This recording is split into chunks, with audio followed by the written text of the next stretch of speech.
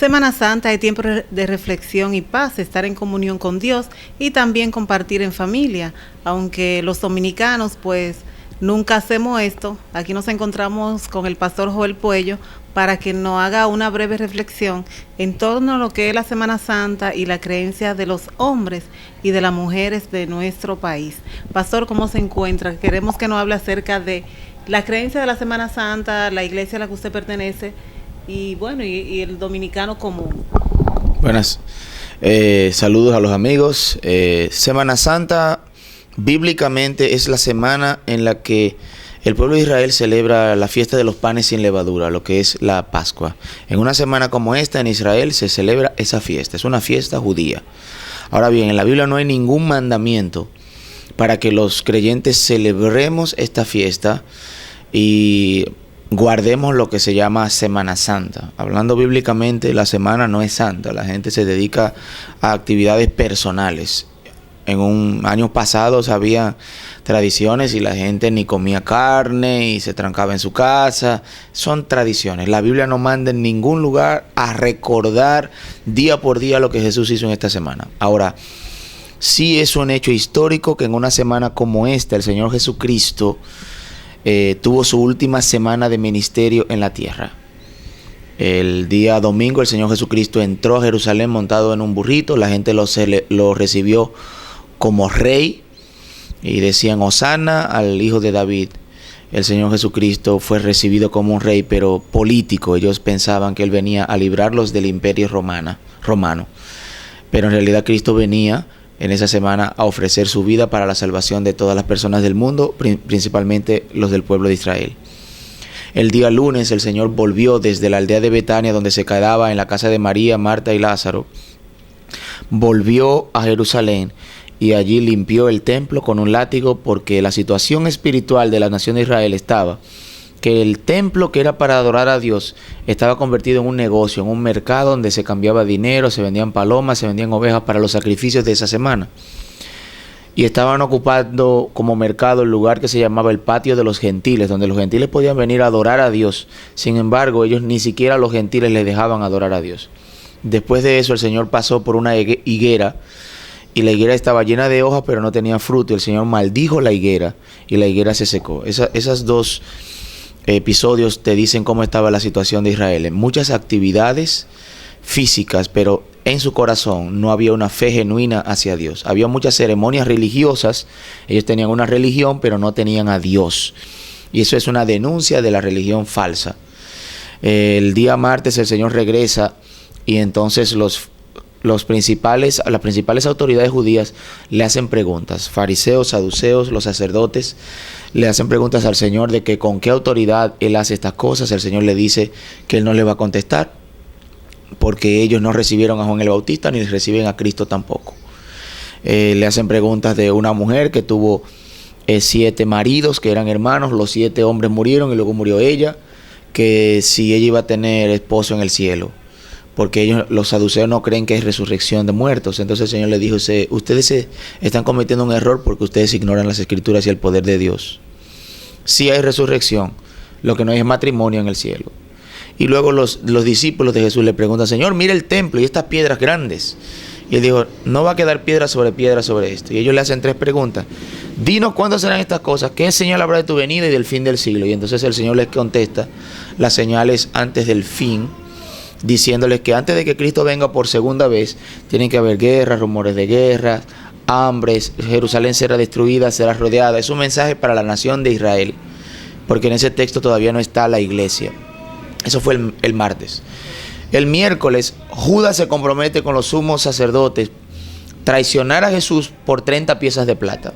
Dice: yo sé dónde está, yo sé dónde va a estar esa hora, y lo traiciona allí mientras Jesús se quedó en Betania.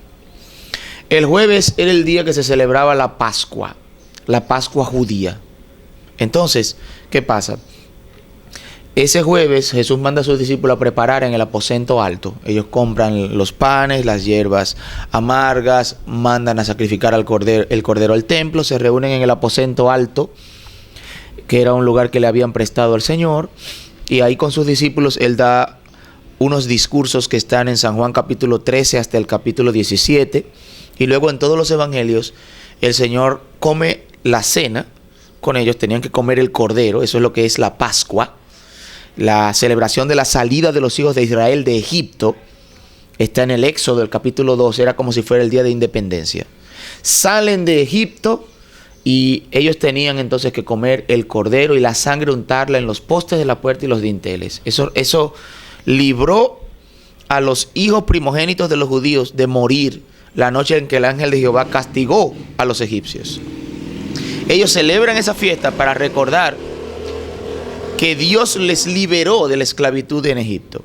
Pero Cristo, en esa misma noche en que se celebra la Pascua y que se come el cordero y los panes sin levadura y las hierbas amargas y se toma el jugo de la vid, el vino, Él dice, miren, esta copa que nosotros estamos tomando representa mi sangre que va a ser derramada por todos ustedes. Beban todos de ella. Fíjate que no dice, bebo yo solo, como hace el sacerdote de la Iglesia Católica, sino que Jesús dice, beban de ella todos, porque esto es mi sangre. Es decir, esto representa mi sangre. No quiere decir que es la sangre de Cristo pura, porque no somos antropófagos. Es lo mismo que Jesús dijo, yo soy la puerta. No es que Jesús es una puerta de madera. Jesús dijo, yo soy el camino. No es que es un camino donde hay que pisarlo. Entonces, Jesús también dijo, después que partió el pan, dice, este pan partido representa mi cuerpo, que así mismo va a ser dado por ustedes. Jesús está diciendo, con mi muerte, con mi cuerpo que va a ser sacrificado, con mi sangre que va a ser derramada, yo establezco con ustedes un pacto nuevo, donde yo les voy a perdonar sus pecados, donde voy a poner mis leyes en sus corazones, no en tablas de piedras, no en una religión, y donde yo voy a ser el Dios de ustedes y ustedes van a ser mis hijos. El nuevo pacto de Jeremías capítulo 31, ahora Dios lo establece con todos los que pongan su fe en el Señor Jesucristo. Esa noche Él sale después de cenar, ese día también lavó los pies de sus discípulos, y Él va al monte de los olivos, al huerto de los olivos, al jardín del olivar, a orar, y está angustiándose porque Él sabe que en pocas horas Él va a ser clavado en una cruz. Ya es jueves en la madrugada. Judas viene con la guardia del templo, los sumos sacerdotes y mucha gente, da un beso a Jesús y traiciona al Hijo de Dios. Ahí vienen los hombres y le apresan. Los discípulos de Jesús todos salen corriendo. A Jesús se lo llevan al patio, para la casa del sumo sacerdote Anás y Caifás. Juan, como era conocido, está en el patio. Pedro le sigue de lejos y es en ese patio donde Pedro niega 3 veces al Señor en la madrugada del viernes. El Señor Jesús amanece el preso el viernes, muy temprano en la mañana. Jesús es juzgado en la casa del sumo sacerdote Anás y Caifás, y ahí le preguntan si él es el Hijo de Dios, y él dice, yo soy el Hijo de Dios. Más tarde lo llevan donde Poncio Pilato y le dicen, este hombre es digno de muerte. ¿Pero por qué? Él no ha hecho nada. Ah, sí, él se hace a sí mismo Dios. Miren, si son asuntos de su religión, a mí no me lo traigan, dice Pilato. Entonces le dicen, no, él dice que él es rey y nosotros no tenemos más rey que a César. Es mentira, los judíos no quieren saber del imperio romano, pero con tal de condenar a Jesús, la acusación de tú mismo te haces rey, eso sí tenía que tomarlo en cuenta Pilato, porque Pilato era un político y la acusación más grave de ese tiempo era sedición, es decir, estar en contra del gobierno. Entonces Pilato dice, ¿cómo va a ser? Este hombre es el que se llama rey. Entonces, ¿de dónde tú eres? ¿Tú eres de Galilea? Ah, llévenselo a Herodes. Porque Herodes estaba en la fortaleza Antonio celebrando la Pascua. Todos están acuartelados en Jerusalén porque en ese tiempo los judíos se revolteaban. Entonces, las autoridades están en Jerusalén. Pilato se lo rebota a Herodes. Vaya donde Herodes, que él es de la provincia de Galilea y Herodes es el regente, el rey, el tetrarca de esa región. Por eso se lo llevan a Herodes. Y le dice, yo quería verte hace mucho tiempo. Hazme un milagro. Y Jesús no le responde nada. Se quita la túnica, se lo pone y se burla de él. Y dice, salve, rey. Y dice, devuélvanselo a Pilato. Este hombre no ha hecho nada malo. Cuando se lo devuelven a Pilato, entonces Pilato decide lavarse las manos y dice, yo no encuentro nada malo en él. Y dice, si lo suelta te haces enemigo de César. Y dice, bueno, para yo no perder mi cargo político, déjame lavarme las manos. ¿A quién quieres que le suelte? ¿A Jesús o a Barrabás? Porque en la fiesta de la Pascua siempre se soltaba un malhechor. Entonces soltaron a Barrabás. Y a Jesús, ¿qué hago? Condénale, crucifícale. La misma gente que el domingo de la entrada triunfal, el domingo de Ramos, aplaudía a Jesús y decía, Hosanna, bendito el que viene en el nombre del Señor. Esa misma gente dijo, crucifícale. Y rechazaron a su Mesías, al Salvador. ¿Qué pasa? Que entonces obligan a Jesús a llevar una cruz después de azotarle, le ponen una corona de espinas Y entonces lo llevan a la crucifixión y a las 9 de la mañana a Jesucristo le clavan las manos y los pies. Y ahí está colgando y le ponen a su lado 2 malhechores. Esa cruz donde Cristo es colgado era la cruz de Barrabás. Pero no solamente era de Barrabás, era también suya y mía, porque la paga del pecado es muerte. Y todos nosotros merecemos la muerte. Cristo murió en lugar suyo para pagar por los pecados suyos. Entonces todos los pecados nuestros fueron puestos sobre el Señor Jesucristo. Dice la Biblia que Jehová cargó en él, en Cristo, el pecado de todos nosotros. Así que Cristo es nuestro sustituto. Ahora es el Cordero de Pascua, el Cordero que es sacrificado en lugar de los demás. Cristo es el Cordero sacrificado en lugar suyo y en lugar mío. La muerte que yo tengo que pagar, Cristo la pagó. Los pecados que yo tengo que pagar con la muerte, Cristo los pagó, los llevó. Por eso Él es el único que puede perdonar los pecados. Desde la hora sexta, el mediodía, se hizo tinieblas. El velo del templo se rasgó. Jesús dice 7 palabras que ya todos conocemos. Y a las 3 de la tarde, a la hora novena, porque los judíos cuentan el día desde las 6 de la mañana hasta las 6 de la tarde, 6 horas. Y la noche desde las 6 de la tarde hasta las 6 de la mañana, 6 horas. Entonces, 9 de la mañana es la hora tercera. Mediodía es la hora sexta, es donde más sol hay, pero hubo tinieblas desde esa hora. Hora novena, Cristo muere y dice: en tus manos encomiendo mi espíritu. Y el guardia que está al lado dice: verdaderamente este era un hombre justo. Él es el Hijo de Dios. Hubo un terremoto, el velo del templo se rasgó, los muertos salieron vivos de su sepulcro, la gente salió golpeándose el pecho, sabían lo que habían hecho. ¿Qué pasa? Que Jesús entonces, antes de que sean las 6 de la tarde, porque al otro día ya es sábado, recuerden que eso fue un viernes, el sábado entonces sus discípulos se apresuran, José de Arimatea pide el cuerpo de Jesús, se lo dan y él va a enterrarlo. Y lo entierra en un sepulcro de él. Él era un hombre rico. Entonces lo puso en un sepulcro donde nadie había sido puesto. Y movieron una piedra grande después que lo embalsaman al estilo judío, unas 200 libras de perfume. Y se apresuraron. Lo envolvieron también en un lienzo de lino. Esas cosas, esos detalles confirman que Jesús estaba muerto. Los musulmanes dicen que Jesús no murió, sino que Jesús lo pusieron en la tumba, pero él no murió. Entonces el sábado Jesús estuvo sepultado y dice la Biblia, con los ricos fue en su sepultura. Entonces, ¿qué pasa? Ese sábado Jesús cumplió la ley, guardó el sábado y estuvo en la tumba. La esperanza del mundo está puesta en la tumba, muerto por nuestros pecados. Al otro día, primer día de la semana, el domingo, muy temprano en la mañana, siendo aún oscuro, las mujeres van porque no habían terminado de embalsamar y van para llorar sobre el cuerpo, pero encuentran la piedra movida y Jesús ha resucitado de entre los muertos. Y esa es la esperanza de los creyentes, que Jesús resucitó de los muertos. Si Cristo no resucitó, si Cristo no está vivo hoy, nuestra fe es vana. Todo lo que predicamos es mentira. Las vidas de los creyentes no serían cambiadas. Entonces, nuestra fe está basada en que Cristo resucitó de los muertos. Es fácil destruir nuestra fe. Si Cristo no está vivo, está muerto, nuestra fe es mentira. Porque todo lo que nosotros creemos está basado en que Cristo se levantó de los muertos. Cristo vivo, resucitado de los muertos, perdona mis pecados, me salva, me da vida eterna, me hace hijo de Dios, me reconcilia con Dios el Padre. Establece su iglesia. Las vidas de las personas que creen por la fe en Él son salvas. Tenemos que decir que 2000 años después todavía se predica este evangelio y hay personas que seguimos a Jesús. Eso demuestra que Cristo está vivo. Buda está muerto, su tumba está ahí. Igual la tumba de Mahoma, igual la tumba de cualquier persona famosa.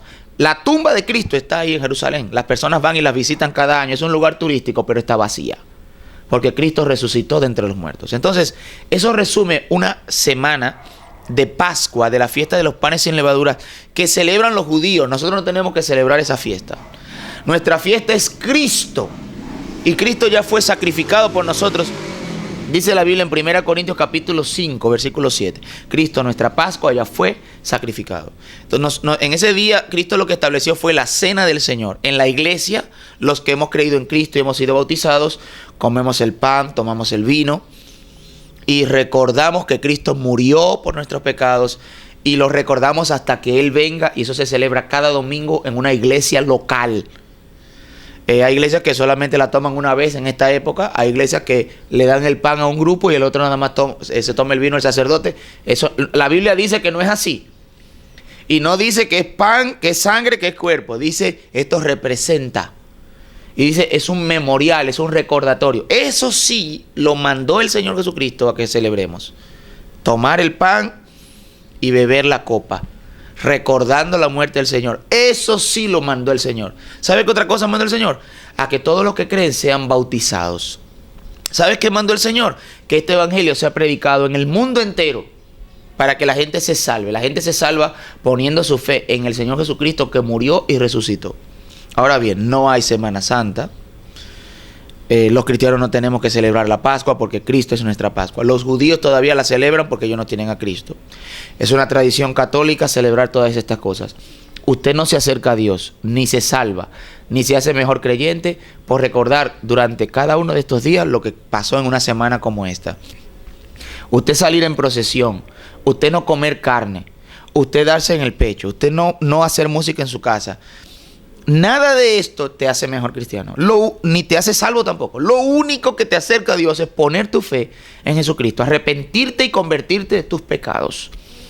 Aceptar que lo que Cristo hizo en la cruz es suficiente para acercarte a Dios y perdonar tus pecados. Y después que aceptas a Cristo como tu Señor y Salvador y te arrepientes de tus pecados, la sangre de Cristo te limpia de todo pecado. Luego tienes que bautizarte sumergido en agua después de haberte convertido a Cristo. Y entonces tienes que congregarte en una iglesia junto con las personas que han recibido a Cristo, que se han convertido. Si tú no has hecho eso, no importa cuántas procesiones hagas, no importa que tú cargues la cruz, no importa que tú quemes el Judas, no importa cuántas veces vayas a misa, no importa que celebres la misa del gallo donde Pedro negó a Jesús, no importa cuántas tradiciones guardes, no eres salvo, tus pecados no son perdonados. Tienes que celebrar la fiesta, pero de la manera correcta, como Cristo mandó. Entonces, Semana Santa no existe, no hay Semana Santa. Esta semana no es santa, es una semana de accidentes, es una semana de corrupción, es una semana de borracheras, es una semana de comercio, es una semana de mucho consumo, donde las personas no se acercan verdaderamente a Dios. Quizás se acercan a la religión, pero no se acercan a Dios, porque para acercarse a Dios usted tiene que aceptar a Cristo como Señor y Salvador. Y ese es el mensaje que usted debe recibir, no solamente en Semana Santa, sino todos los días. Que Cristo Jesús vino al mundo para salvar a los pecadores. Y dice Pablo, yo soy el primero. Y usted también, que es el segundo, el tercero, el cuarto, el quinto, también puede ser salvo poniendo su fe solamente en el sacrificio que Cristo ya hizo en la cruz. No llevar una cruz, no sacrificarme yo, sino aceptar por la fe lo que Él hizo por mí. Es muy fácil ser salvo. Cree en el Señor Jesucristo y serás salvo.